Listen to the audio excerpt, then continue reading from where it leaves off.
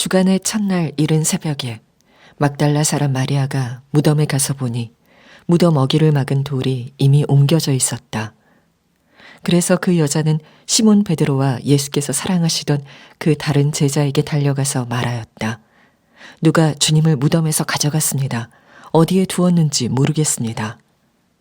베드로와 그 다른 제자가 나와서 무덤으로 갔다. 둘이 함께 뛰었는데 그 다른 제자가 베드로보다 빨리 달려서 먼저 무덤에 이르렀다. 그런데 그는 몸을 굽혀서 삼배가 놓여 있는 것을 보았으나 안으로 들어가지는 않았다. 시몬 베드로도 그를 뒤따라왔다. 그가 무덤 안으로 들어가 보니 삼배가 놓여 있었고 예수의 머리를 싸맸던 수건은 그 삼배와 함께 놓여 있지 않고 한 곳에 따로 개켜 있었다. 그제서야 먼저 무덤에 다다른 그 다른 제자도 들어가서 보고 믿었다. 아직도 그들은 예수께서 죽은 사람들 가운데서 반드시 살아나야 한다는 성경 말씀을 깨닫지 못하였다. 그래서 제자들은 자기들이 있던 곳으로 다시 돌아갔다. 그런데 마리아는 무덤 밖에 서서 울고 있었다. 울다가 몸을 굽혀서 무덤 속을 들여다보니 흰옷을 입은 천사 둘이 앉아 있었다. 한 천사는 예수의 시신이 놓여있던 자리 머리맡에 있었고 다른 한 천사는 발치에 있었다. 천사들이 마리아에게 말하였다. 여자여, 왜 우느냐? 마리아가 대답하였다. 누가 우리 주님을 가져갔습니다. 어디에 두었는지 모르겠습니다. 이렇게 말하고 뒤로 돌아섰을 때 그 마리아는 예수께서 서 계신 것을 보았지만 그가 예수이신 줄은 알지 못하였다. 예수께서 마리아에게 말씀하셨다. 여자여, 왜 울고 있느냐? 누구를 찾느냐? 마리아는 그가 동산지기인 줄 알고 여보세요. 당신이 그를 옮겨 놓았거든. 어디에다 두었는지를 내게 말해주세요. 내가 그를 모셔가겠습니다. 하고 말하였다. 예수께서 마리아야 하고 부르셨다. 마리아가 돌아서서 히브리 말로 라보니 하고 불렀다. 그것은 선생님이라는 뜻이다. 예수께서 마리아에게 말씀하셨다. 내게 손을 대지 말아라. 내가 아직 아버지께로 올라가지 않았다. 이제 내 형제들에게로 가서 이르기를 내가 나의 아버지 곧 너희의 아버지 나의 하나님 곧 너희의 하나님께로 올라간다고 말하여라. 막달라 사람 마리아는 제자들에게 가서 자기가 주님을 보았다는 것과 주님께서 자기에게 이런 말씀을 하셨다는 것을 전하였다. 지난 주간에 일간신문의 어느 종교 담당 기자가 오셔서 부활절 메시지에 대한 인터뷰를 하셨어요. 그때 인터뷰 내용이 쭉 진행이 되고 마지막에 질문을 하시더라고요. 예수님을 믿지 않는 사람들은 예수님이 부활하셨다는 사실을 정말 믿기 어렵습니다. 이 세상 사람들에게 예수님 부활하셨다는 것을 어떻게 설명하시겠습니까? 그런 질문을 저에게 주었습니다. 저는 이 질문이 지금 현재 우리 교회와 또 그리스도인들에게 주는 도전이라고 생각합니다. 세상 사람들에게 예수님이 부활하셨다는 것을 어떻게 설명할 것인가? 여러분, 예수님이 부활하셨다는 것을 우리는 믿고 오늘 부활절 예배를 이렇게 참 감격스럽게 드리지만 대단히 위험한 일이기도 해요. 예수님이 부활하셨다고 하는 사실을 믿는 것은 우리 기독교가 유일한 진실한 종교다. 그렇게 되든지 아니면 거대한 사기꾼 집단이다. 그렇게 되든지 둘 중에 하나입니다. 그러니까 오늘 우리가 예수님이 부활하셨다고 이렇게 믿고 고백하는 것은 우리에게는 사실 굉장히 심각할 수도 있는 내용이에요. 세상 사람들은 안 믿습니다. 예수님이 부활하셨다는 거예요. 아주 안 좋게 생각하는 사람들은 완전히 거짓이라 거짓 집단이라고 말하고, 좋게 말하는 사람들은 신화일 거다 또는 집단 최면이겠지 그런 정도쯤 생각합니다. 그래서 성탄절에는 다른 종교도 다 축하해줘요. 근데 부활절은 분위기가 다릅니다. 실제로 예수님이 부활하셨다는 것은 안 믿기가 더 어려워요. 정말 그 진실을 알고 싶어서 예수님의 부활에 대한 기록과 증거들을 쭉 살펴보면 안 믿기가 어렵습니다.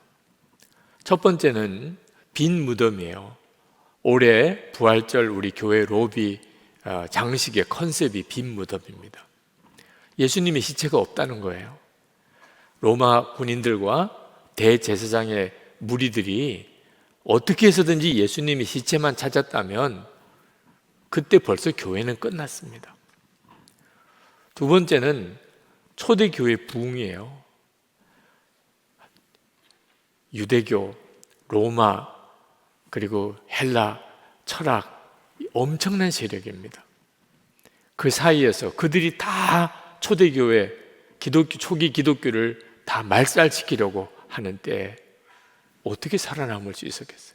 초대교회 부흥을 뭐라고 설명할 수 있겠어요? 사도들의 순교예요. 그들이 예수님의 부활을 조작했다면 사도들밖에 없겠죠. 그들은 다 순교했어요.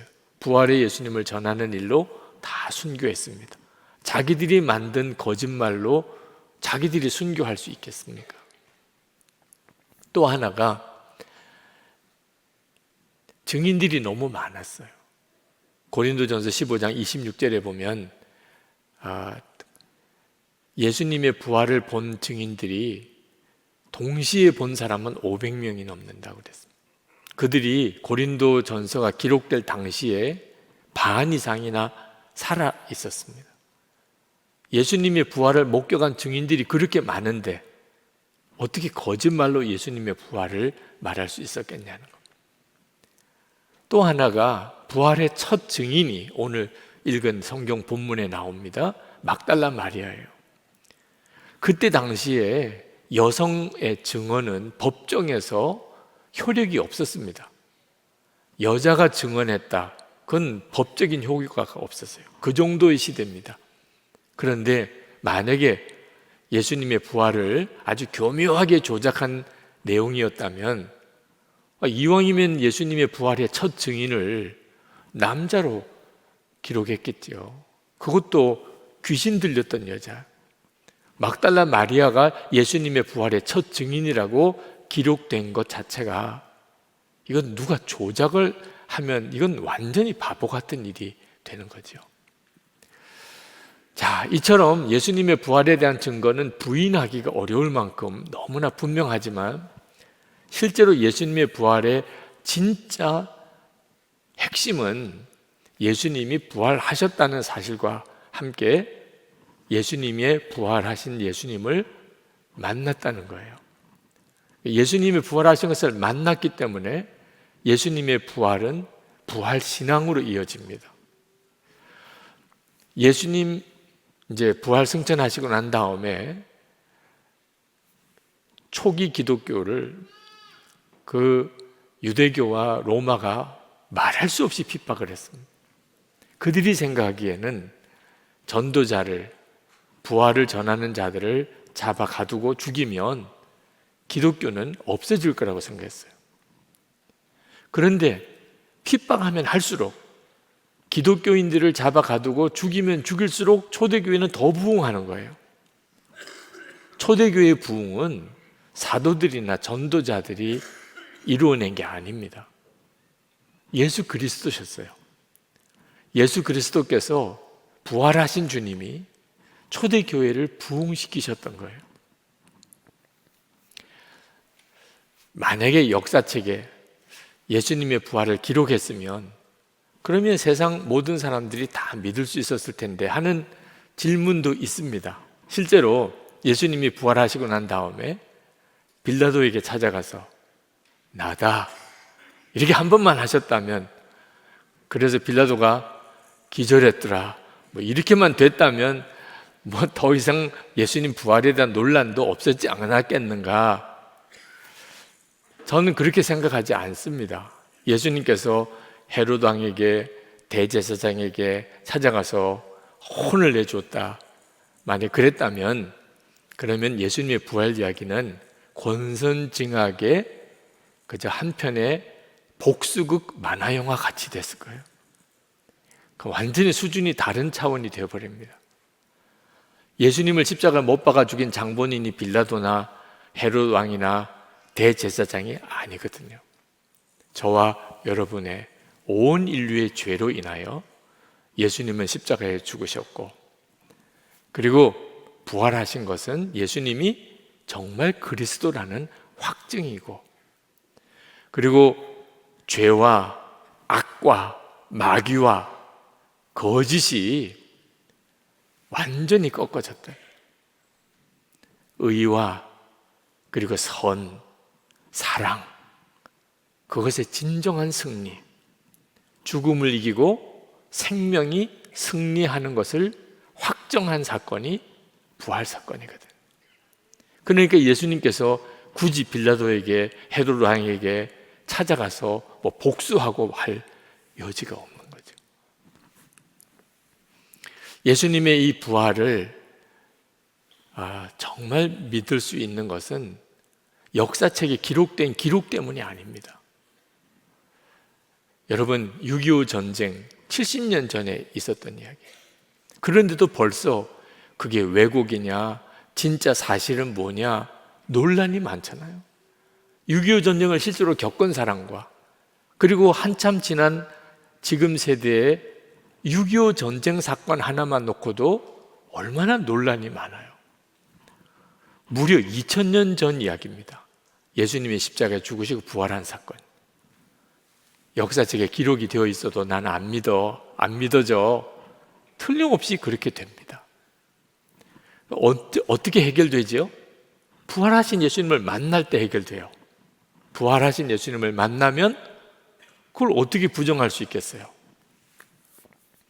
예수님이 재림에 오실 때, 그때는 모든 사람들이 다 예수님이 부활하셨음을 다 알게 되겠죠. 그러나 예수님이 재림에 오시기 전에 지금도 사람들이 예수님의 부활에 대하여 알 수 있는 길이 있는데, 바로 예수님의 부활을 믿는 성도들과 교회를 통해서 알게 되는 겁니다. 왜냐하면 우리들은 부활하신 예수님을 우리 마음에 모시고 사는 사람이니까. 여기서 부활 신앙이 나오는 거예요. 예수님의 부활을 정말 믿는다. 오늘 여기 계신 분들은 다 믿으실 겁니다.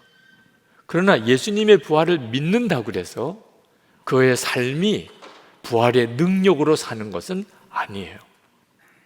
예수님의 부활을 믿기는 믿지만 여전히 무기력한 삶을 사는 성도와 교회가 많습니다. 왜 그렇죠? 예수님이 부활하신 것을 믿지만 실제로 부활하신 예수님을 내가 만난 게 아니니까요. 여러분, 예수님의 제자 도마 아시죠? 예수님의 제자 도마가 다른 제자들이 다 부활하신 예수님을 만났다는 거예요. 예수님 부활하셨다는, 자기들이 보았다는 겁니다. 자기들에게 말씀하셨다는 거예요. 그런데도 도마는 어떻게 말했죠? 내가 만나기 전에는, 내가 부활하신 예수님을 만나서 그 손의 못자국, 그리고 허리에 있는 창자국을 내가 보지 않으면, 만져보지 않으면 나 믿을 수 없다고요. 예수님의 제자 도마도 그랬습니다. 우리가 세상 사람들에게 예수님이 부활하셨다는 증거를 아무리 말로 설명해 줘도 그들은 믿을 수가 없다고 할 거예요. 그런데 하나, 우리가 부활하신 예수님과 동행하는 삶을 살게 될 때, 그래서 어떤 죄도, 어떤 악한 것도, 어떤 고난도 우리가 이겨갈 때, 죽음도 두려워하지 않는 소망을 가지고 살 때, 말할 수 없는 기쁨에 충만한 삶을 살 때, 비로소 그들이 예수님이 부활하셨나? 그렇지 않으면 설명이 안 되니까. 초대교회 설명이 안 됐. 그러니까 많은 사람들이 예수님의 부활의 복음을 듣고 그들이 예수를 믿게 됐어요. 보지 못하지만 예수님을 사랑하기까지 했다고 그랬습니다. 막달라 마리아가 예수님의 십자가에 죽으시는 것을 보고 말할 수 없는 슬픔에 사로잡혔습니다. 그가 예수님의 빈 무덤을 보고 예수님이 시신이 없어졌다고 생각하고 그 제자들에게 그 말을 전해주러 갈 때는 너무너무 두려웠습니다. 그런데 그가 부활하신 예수님을 만났어요. 그리고는 예수님 부활의 소식을 전하려 제자들에게 달려갈 때는 얼굴에 환희가 넘쳤습니다. 얼마나 그 달려가는 마리아의 발걸음이 가벼웠을까요? 빨리 가서 전해줘야 되겠다. 그리고 제자들을 만나서 내가 예수님 부활하신 주님을 만났어요. 그분이 나에게 말씀하셨어요. 여러분, 그때 이 막달라 마리아의 분위기를 상상으로도 얼마든지 느낄 수 있으시겠죠? 그게 바로 부활신앙인 것입니다. 부활하신 예수님을 만난 사람만이 가지게 되는 분위기. 오늘 부활절 예배를 드립니다. 여러분에게는 이 부활의 예수님을 만난 마리아와 같은 그런 생동감이 있는 분이 사망의 권세를 이겼어요. 어떤 미움과 증오도 이기는 사랑의 사람이 되었어요. 어떤 고난도 두렵지가 않아요. 그렇습니까? 그게 우리에게 과제인 거예요. 예수님의 부활을 믿지만 부활의 예수님을 만나지는 못한 그리스도인들이 너무 많은 겁니다. 오늘 예수님께서 우리에게 주시는 말씀이 죽은 자들 가운데서 일어나라 하는 겁니다. 에베소서 5장 14절 말씀이에요. 그러므로 이르시기를 잠자는 자여 깨어서 죽은 자들 가운데서 일어나라. 그리스도께서 너에게 비추이시리라 하셨느니라. 여기서 죽은 자라고 하는 것은 육신은 살아있지만 영이 죽은 그런 세상 사람을 말합니다. 살아있지만 사실은 죽은 자인 거예요. 잠자는 자는 영생은 얻었어요. 예수를 믿고. 그러나 세상 사람들하고 똑같이 살아요. 세상 사람 좋아하는 거 자기도 좋아하고, 세상 사람 바라는 거 자기도 바라고, 세상 사람 목표로 삼은 거 자기도 목표로 삼고, 세상 사람과 다를 바가 하나도 없어요. 이런 사람이 영생은 얻었으나 세상 사람처럼 사는 그 잠자는 자예요. 영적으로 깨어 일어나라. 그 말은 더 이상 세상 사람들처럼 살지 말라는 거예요. 이 말씀이 오늘 부활절을 맞이하는 우리에게 주시는 주님의 말씀입니다.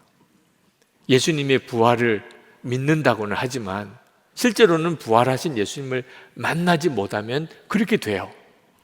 여러분, 예수님을 믿어도 실제로 살기는 내가 세상 사람하고 똑같이 사는데, 그렇게 생각되시는 분들은 영적으로 어떤 상태인지를 정확히 알아야 합니다. 시체 더미에 거기서 누워서 자고 있는 거예요. 화들짝 놀랄 일이죠. 아니, 깨어보니까는 사방이 시체예요. 내가 여기서 자고 있었어? 영적인 눈이 뜨이지 않으니까 아무렇지도 않게 살아가는 거죠. 실제로는 사실 끔찍한 일인 거예요. 왜 그렇게 사는 거죠? 부활하신 주님을 만나는 눈이 뜨이지 않은 겁니다. 오늘 부활절 예배를 드리면서 우리는 예수님의 부활을 그저 기념하는 기념식을 하고 있는 게 아니에요. 예수님은 죽었다가 부활하신 사건 하나를 이루시려고 이 땅에 오신 게 아닙니다. 지금도 예수를 믿는 성도들과 함께 사시려고 그렇게 부활하신 거예요. 오늘 주님이 여러분에게 한 사람 한 사람에게 말씀하고 있어요. 죽은 자들 가운데서 일어나라. 여러분 중에 부활의 주님이 나와 함께 계시다는 게 믿어지지 않으시는 분들이 있으실 거예요. 나 잘 모르겠어. 그게 무슨 말인지. 여러분, 오늘 교회 오시는 과정에서 아마 많은 사람들을 만났을 겁니다. 차를 타고 오든 또는 지하철을 타고 오시든 또는 이렇게 걸어서 교회까지 오실 때 많은 분들을 만났을 거예요. 근데 그 만난 사람들을 기억하시나요? 그냥 스쳐만 지나갔지 지금 전혀 기억이 안 나실 겁니다. 그처럼 예수님을 실제로 마음에 모시고 살면서도 예수님을 마치 스쳐 지나가는 사람 보듯이 그렇게 보고 지나는 사람이 많은 거예요. 그러니까 예수님이 살아계신 부활의 주님으로 나와 함께 계시다는 것을 나는 믿지 못하겠어, 이런 말이 나오는 거예요. 마음이 없는 거예요. 예수님에게 마음이 없는 거예요.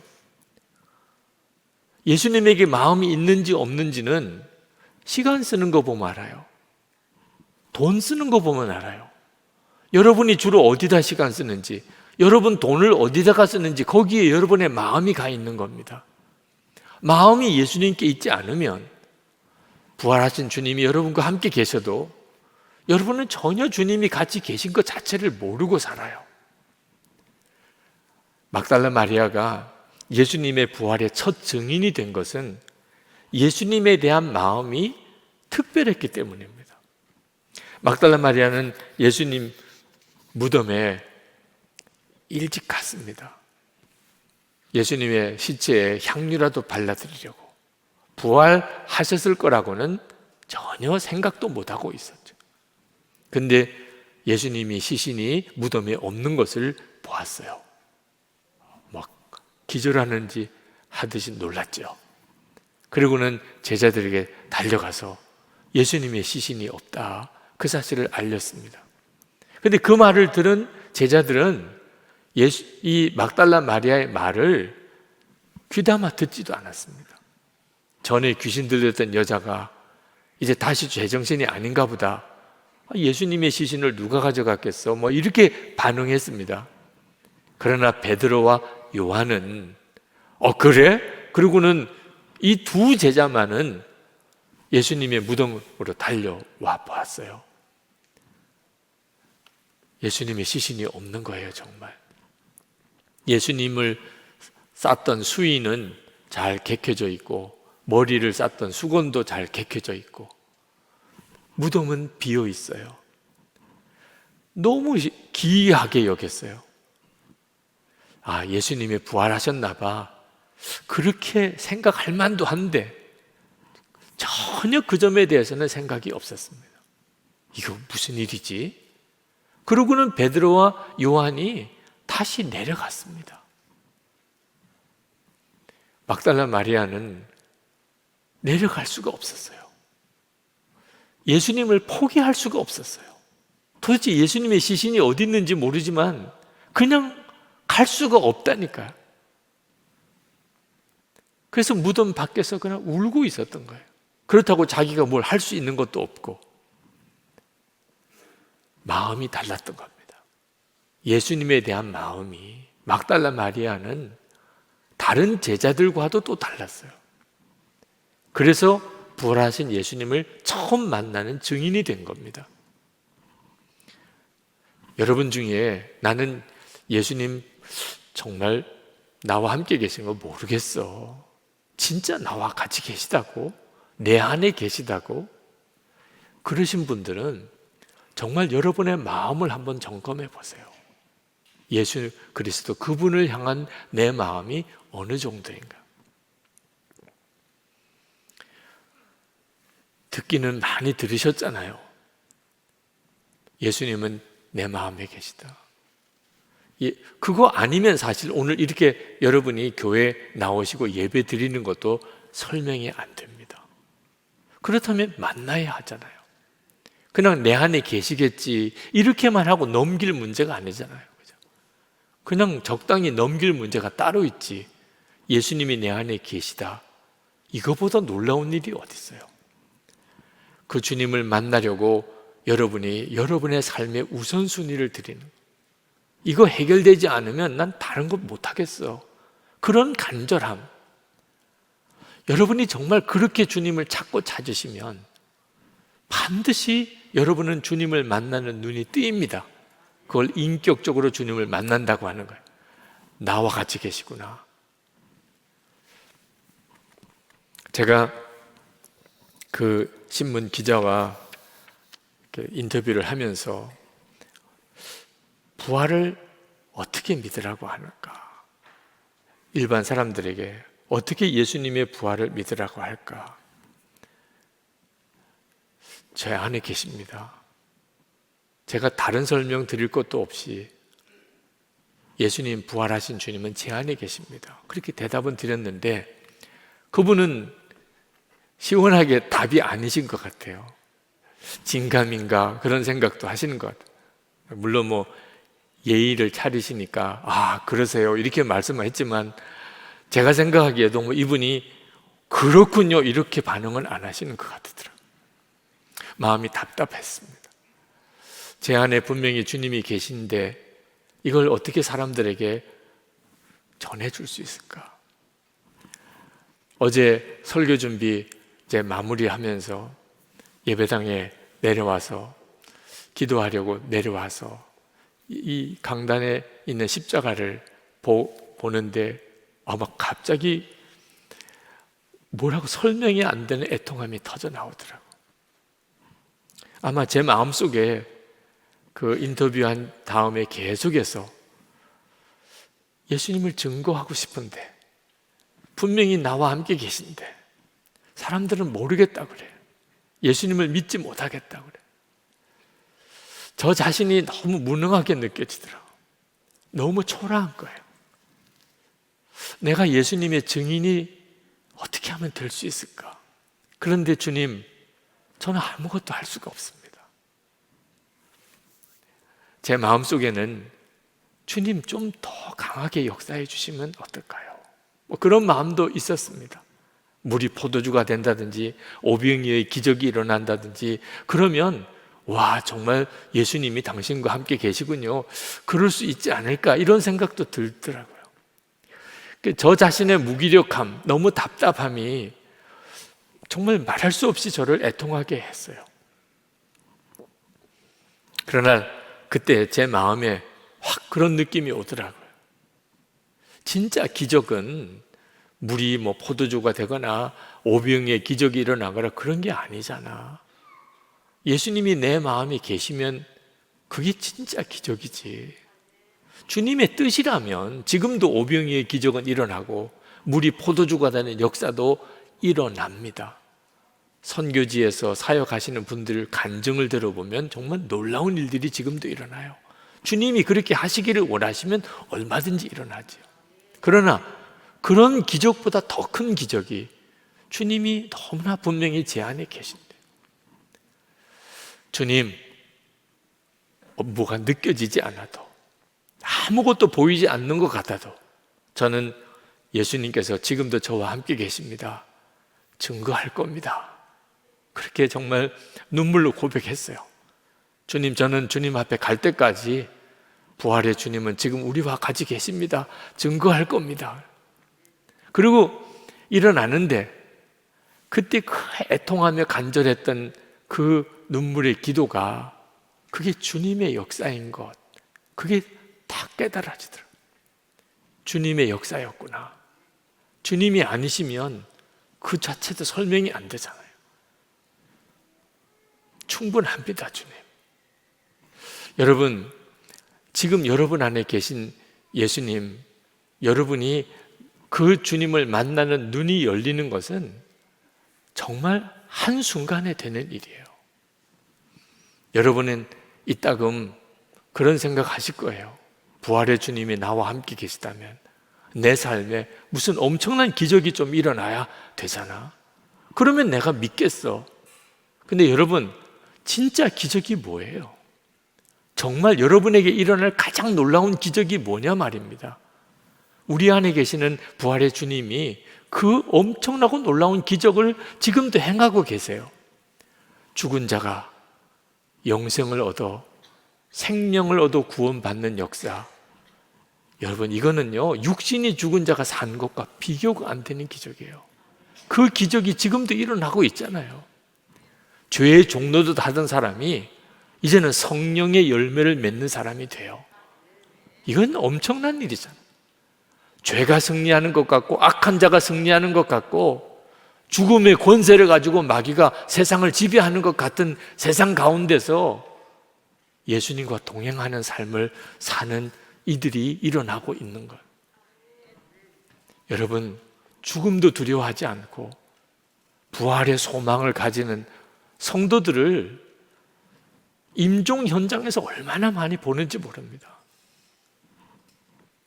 엄청난 기적을 지금도 부활의 주님은 우리들의 삶 속에서 행하고 계세요. 여러분의 마음에 분명하게 붙잡으셔야 돼요. 믿지 않는 세상 사람에게 예수님의 부활을 어떻게 설명할 것인가? 2000년 전 빈 무덤만 아닙니다. 분명히 2000년 전 그 빈 무덤은 예수님의 부활의 증거예요.